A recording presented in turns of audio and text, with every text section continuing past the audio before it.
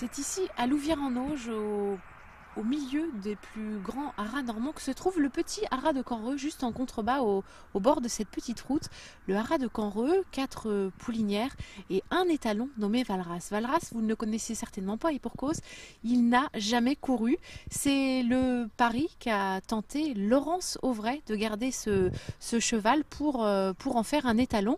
Rencontre avec cette femme passionnée qui nous explique et qui nous raconte cette histoire plutôt atypique. Mon papa était entraîneur de trotteur à Chamont dans l'Oise au début. Il était précurseur ostéopathe puisque tous les chevaux de Chantilly allaient chez lui.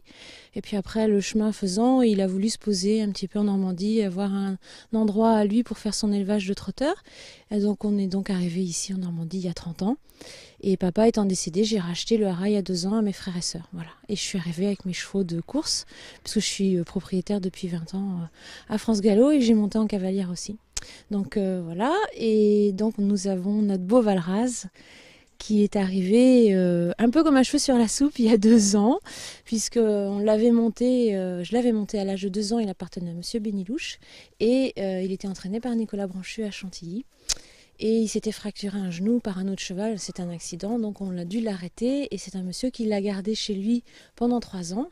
Mais ce qu'on a su au bout de 3 ans, c'est qu'il n'avait pas payé la pension, donc il est arrivé à la maison à minuit un soir, sans ses papiers, sans rien.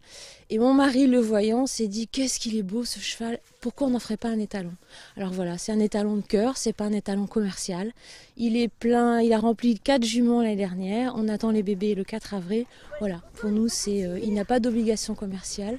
Mais on espère quand même qu'il aura l'occasion d'avoir 10 ou 15 juments cette année pour lui donner une chance comme les autres aussi, de montrer que c'est quand même un fils de Sindar, le demi-frère de Yumzen, et qu'il saute bien aussi. Donc voilà.